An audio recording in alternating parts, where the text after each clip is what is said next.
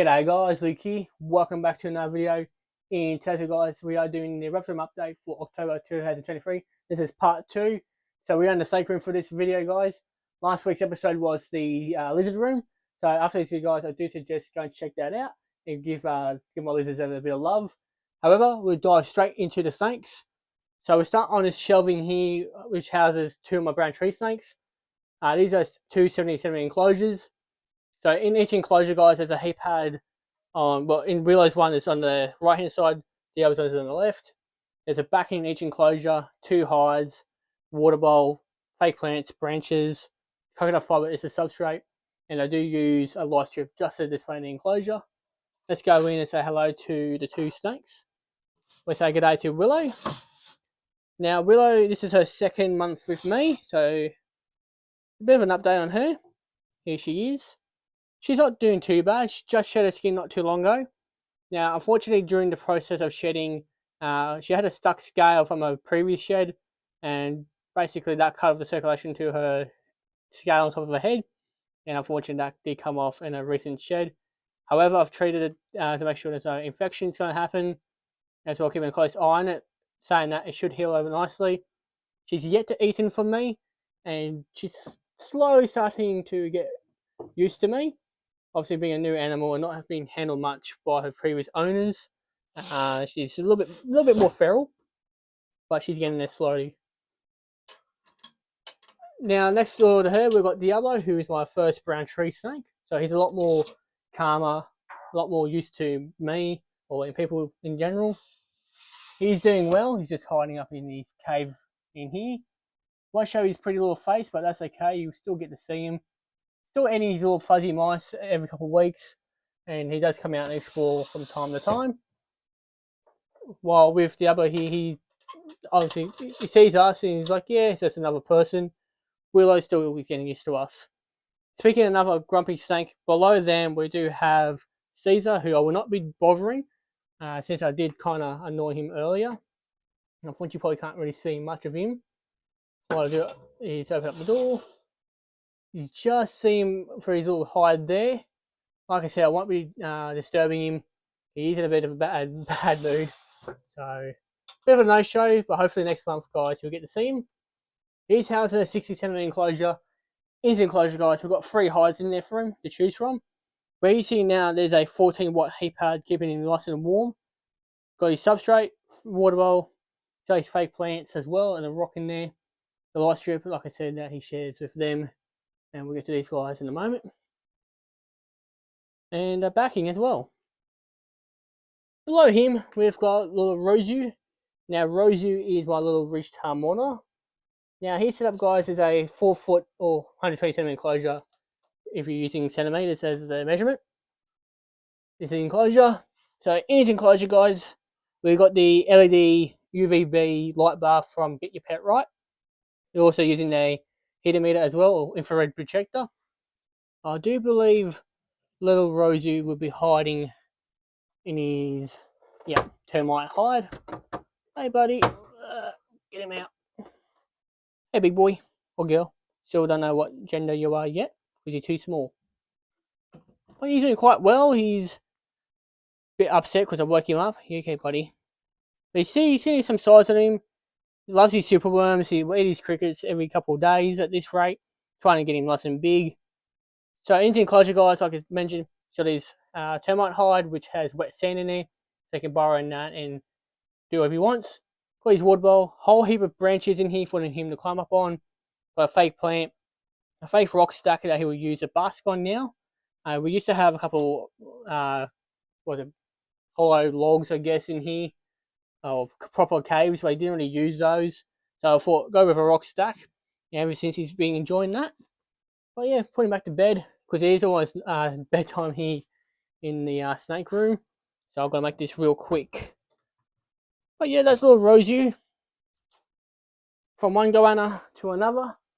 Over here we've got my Rosenberg monitor named Ray. Ray's doing excellent, guys. Smashing food, growing. Still getting used to being touched. So I might do a video next year on how the training process is going with this guy here. But overall, not too much report on Ray. He might get an upgrade maybe later in the year, because he's currently housed in a 180 centimeter enclosure, and at the moment he's probably costing 80 centimeters, and he can grow up to 1.2 meters. I think the biggest recorded specimen of his species was 1.5 meters. But saying that, 1.2 is about the average. In raised enclosure, we've got his heat, UV, he's got his backing, hammock, he's got his cave over there, a couple of rocks that he'll use to, what he's using now to bask on. We do have a log in here so he can climb. However, I do let this feral animal out throughout the house sometimes, and then we have a good proper stretch. Got another cave over here that he doesn't really use. Water bowl, substrate, fake plant. That is good old fashioned Ray. Above him in a very identical size enclosure, or it's pretty much the same anyway, we've got Chris, who is my black-headed python, coming out of shed, so she may be a little bit defensive. But you see her little head just sitting out of the cave at the moment. Like I said, she's in shed, so I don't want to disturb her too much. So there's Chris. She's doing well, smashing food. I had to kind of skip her this week when it came to feeding, since she was in shed, and she probably wouldn't eat while she was in shed. So I'll skip her this week, and then next couple of weeks she'll get another feed. So in her enclosure, guys, we've got substrate, fake plant, 2 big caves in here for her to choose from. The one over here is underneath her heat. Got a backing, fake plant, branch, water bowl, and it's just a normal light strip in here to display the enclosure. Chris there, nothing too much to report on, and the fact that she's going to shed her skin and still being a classic black-headed python we all know and love. Above her, we've got a couple more enclosures on this side of the room. Up here, we've got 4 children pythons, 2 females in here, and a breeding pair in this other one. So I'll quickly go through the enclosures, then go through the individuals. So this enclosure on the left-hand side is 100 centimeters, so just over 3 feet. The one next to it is 80 centimeters, so below 3 feet. So it kind of fits nice and uniform on top of this, I guess. Or what I'm looking for. Fits nicely. Anyway, both enclosures have substrate. There's 3 hides in this one, 4 hides in this one, because one of the hides is actually a nest box. There's a couple of branches in each of these enclosures. This one's got a chrome backing on this one, 3D backing on this one, while the heating on this one's got a heat pad, while this one's got the heat projector.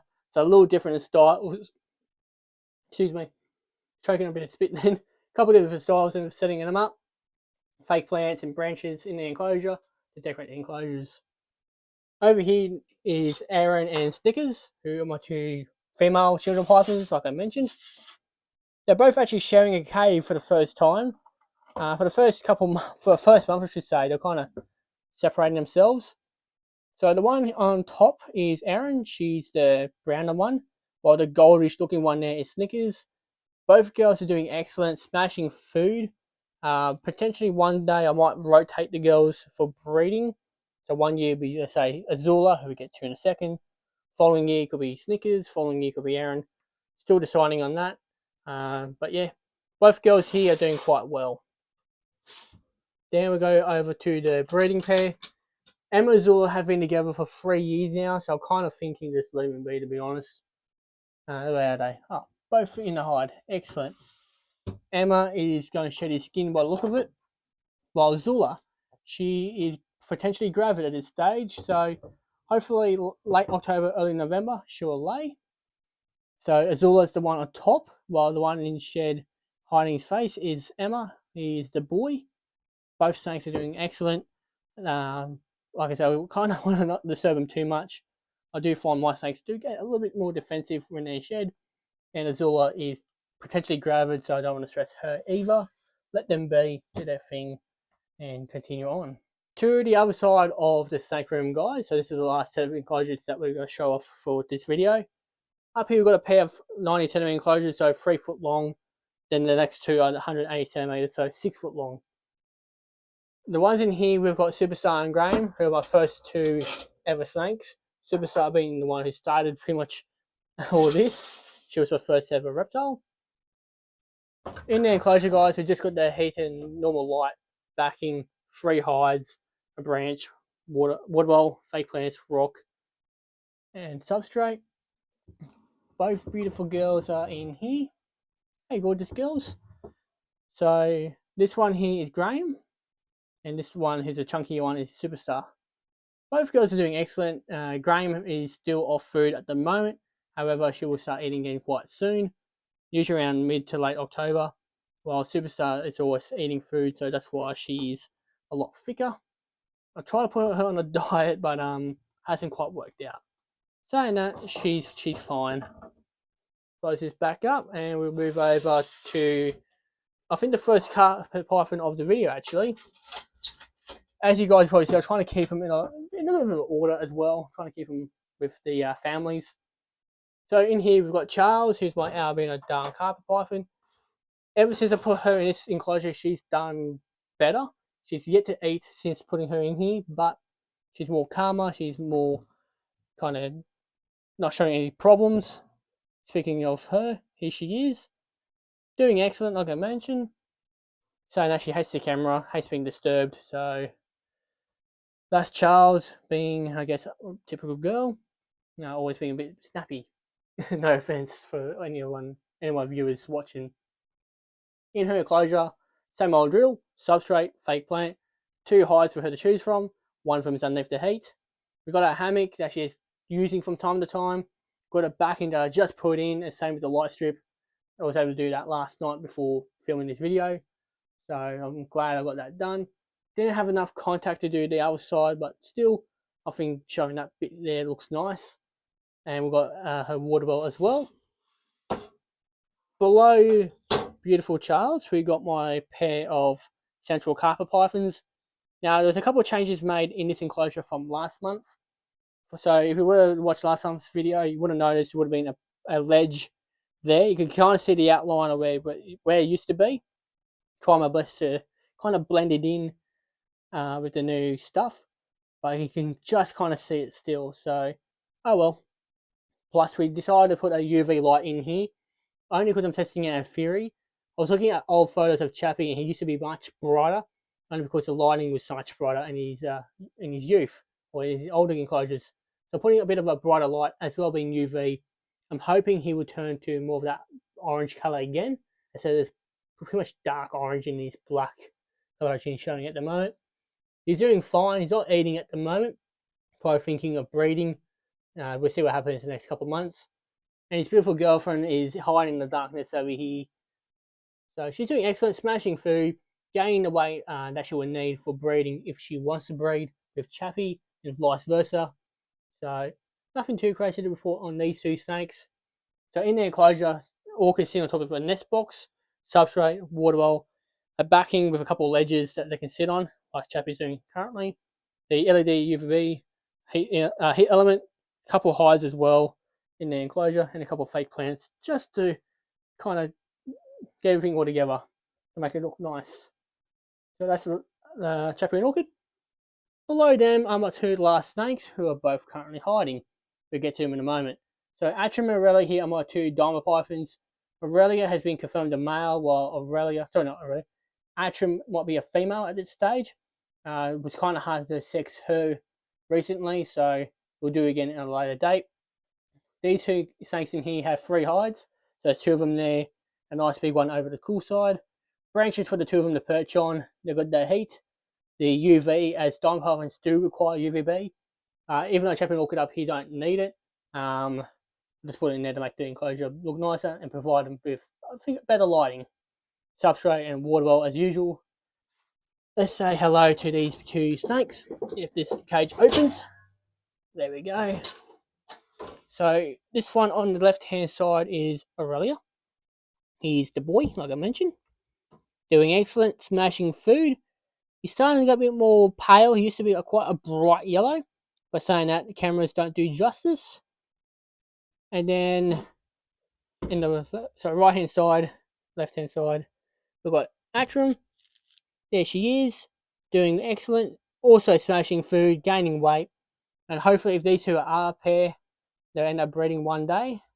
Hoping so, but if not, doesn't matter. They've been both great, and honestly, just watching these 2 grow, they've grown so quickly in the past year. So, yeah, hopefully this cage here will do them for the rest of their life. Anyway, guys, we'll wrap up the video here. Hope you guys enjoyed today's video. Thank you all for watching, and I'll see you all next time.